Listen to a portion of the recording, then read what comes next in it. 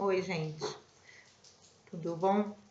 Voltando para o estudo do Evangelho, eu vou confessar uma coisa a vocês. Esse é o segundo vídeo que eu faço hoje do Evangelho. O primeiro, eu não tive coragem de publicar. É sobre o mesmo ponto, mas é porque eu não me acho digna de falar sobre esse ponto, não me acho digna de comentar uma coisa que eu não consigo nem fazer, nem me predispor a fazer. Né? Existem defeitos que a gente carrega que a gente está disposto a rever. Mas tem outros que estão no núcleo duro da nossa personalidade que exigem um esforço muito grande. E eu não me vejo neste momento em condição alguma de mudar esse aspecto da minha personalidade, porque eu estou doente e isso aqui está sendo para me tratar. Então eu vou ler o ponto.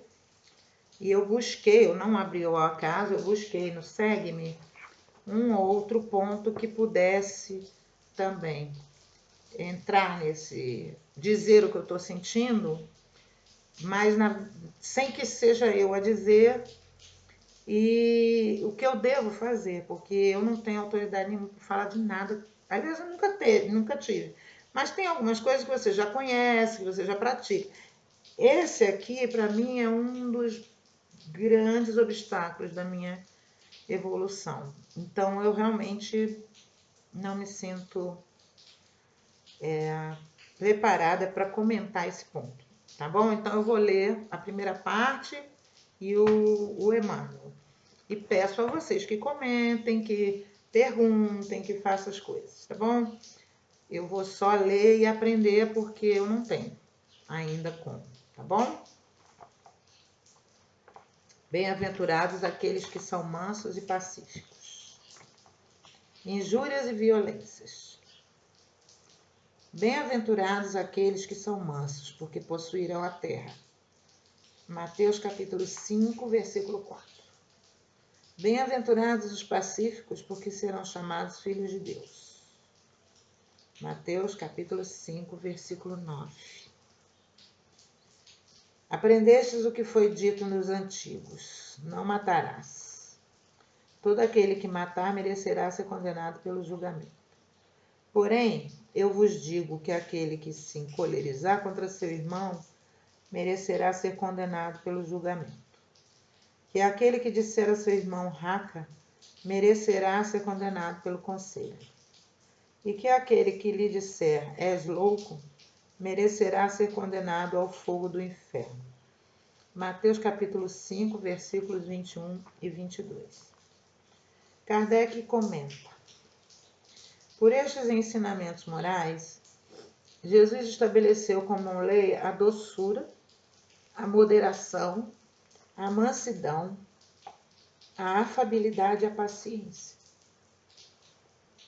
Condena, por conseguinte, a violência, a cólera e até mesmo qualquer expressão descortês para com os nossos semelhantes.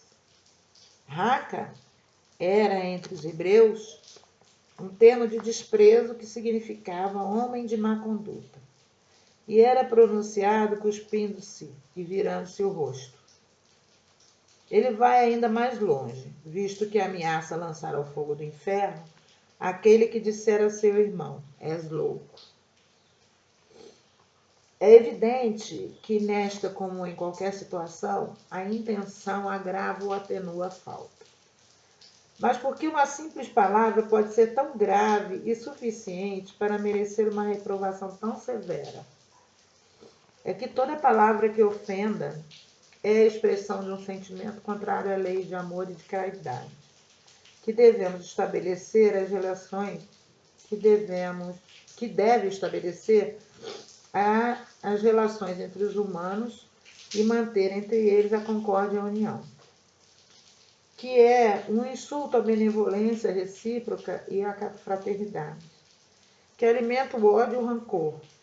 Enfim, que depois da humildade perante Deus, a caridade para com o próximo é a primeira lei de todo o cristão. Mas como entender o significado dessas palavras? Bem-aventurados aqueles que são mansos porque possuirão a terra. Se Jesus havia recomendado renunciar aos bens desse mundo e prometia-os do céu. O homem, enquanto aguarda os bens do céu, tem necessidade dos da terra para viver. O que Jesus recomenda é que não se dê aos bens da terra mais importância do que aos do céu.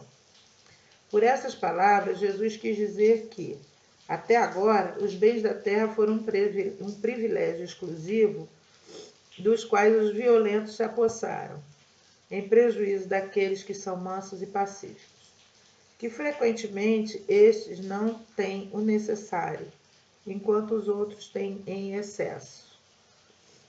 Promete Jesus que a justiça lhes será feita assim na terra como no céu, porque eles serão chamados filhos de Deus. Quando a lei do amor e da caridade for a lei da humanidade, não havendo mais egoísmo, o fraco e o pacífico não serão mais explorados, nem esmagados pelo forte e pelo violento. Assim será a terra quando, de acordo com a lei do progresso e a promessa de Jesus, ela se tornar um mundo feliz em razão do afastamento dos maus.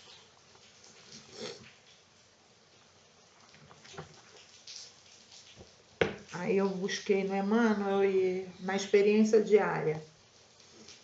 Isto vos mando, que vos ameis uns aos outros. Jesus. Está em João capítulo 15, versículo 17.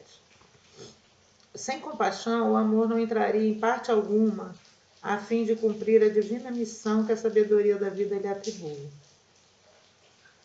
É necessário, entretanto, que a compaixão se desloque do ambiente dos que sofrem para atingir também o círculo dos que fazem o sofrimento.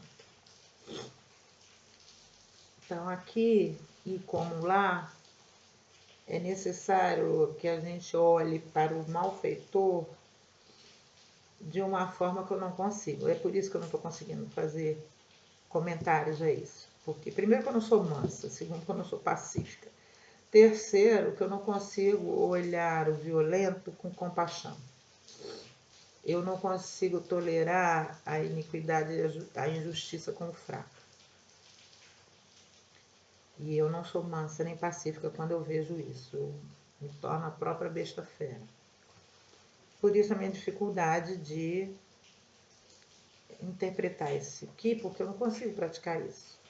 Eu vejo o quanto ainda me falta ainda para atingir esse patamar, que a compaixão se desloque dos que sofrem para atingir os que fazem sofrer.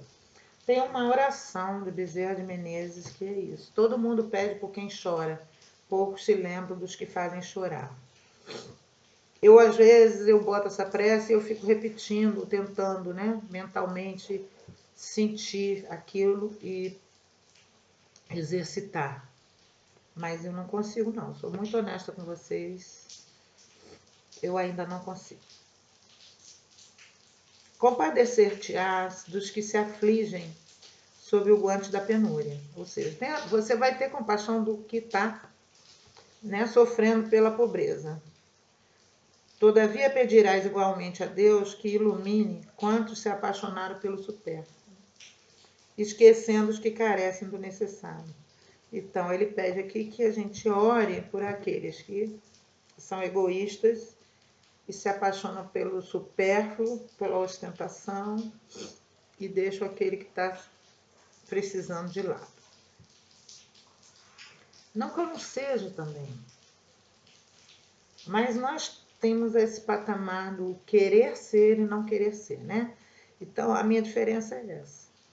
Eu não quero ser egoísta e luto contra isso, muito embora eu ainda seja. Mas há os que se chafurdam no egoísmo, que querem ser, gostam de ser e lutam para continuar sendo. É nesse nível a minha incapacidade de fazer a oração, entendeu? Entenderás as socorredoras mãos aos que tombam sobre os golpes da delinquência. Ou seja, a gente vai compreender, a gente vai entender, vai estender mãos a todo mundo que está sofrendo. No entanto, solicitarás a misericórdia dos céus a benefício dos que promovem o crime, desconhecendo quanto lhes custará em aflições e lágrimas a noite de reparação em que se largaram desprevenidos. Se a gente conseguisse olhar por esse prisma, né, de que o mal de hoje é o grande infeliz de amanhã, seria mais fácil. O problema é que a gente está na Terra, envolvido por Maia, pelo véu da ilusão. Então é muito difícil, com o esquecimento do passado, a gente, por exemplo, ver um assassino, um estuprador de criança, um pedófilo, né? E não ter esse sentimento de... No mínimo, no meu caso é isso, quero distância. Mas tem muita gente que quer matar, que quer fazer justiça pelas próprias mãos, né? Que acha que não é ser humano. E o que ele está dizendo é, esses infelizes são criaturas de Deus também, são nossos irmãos, dignos de piedade, dignos de oração. E nós devemos fazer esforço para conseguir, tá? Isso eu entendo, racionalmente eu entendo isso, mas eu não serei hipócrita de dizer para vocês fazerem uma coisa que eu mesma não consigo fazer. Então eu estou pedindo socorro a Emmanuel, né, para continuar a falar desse ponto. Auxiliarás os espoliados que se viram desvalidos pela agressão moral de que foram vítimas. Contudo, irás exorar o amparo do Senhor para quantos lhe armaram as ciladas da angústia, ignorando que articularam armadilhas de expiação contra si próprios.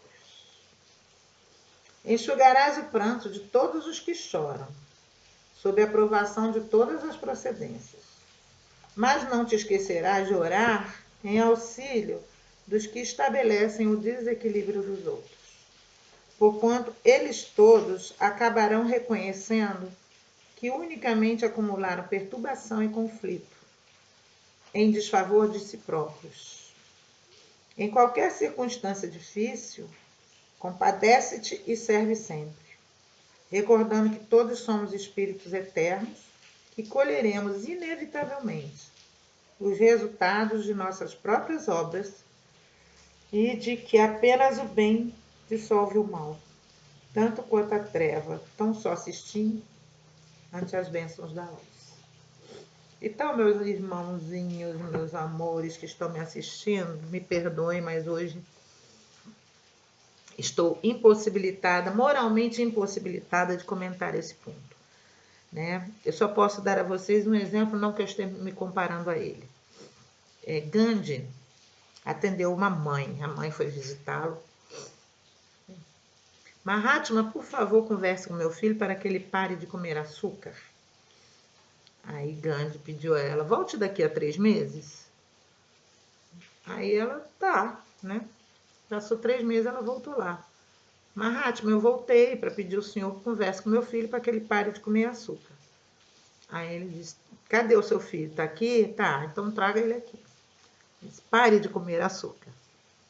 Aí a mãe olhou para ele e não entendeu nada. Disse, só não podia ter feito isso há 3 meses atrás? Aí o Gandhi disse, não, porque há 3 meses atrás eu comi açúcar.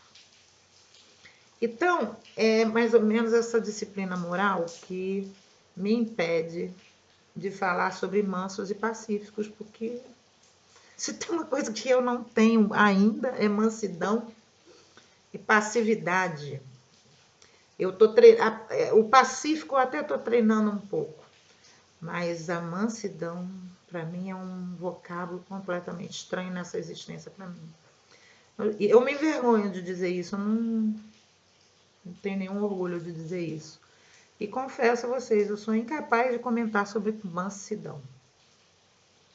Leio, tomo aquilo para mim, para eu exercitar no meu dia a dia, mas não tenho coragem de ler isso para você fazer nada, tá? Eu li porque tá no Evangelho, é para todos nós. Mas comentar não dá para mim, tá bom? Então me perdoem, deixei com vocês alguém melhor do que eu para falar, que foi, né, Emmanuel. E agradeço e vamos pro próximo. Fiquem com Deus.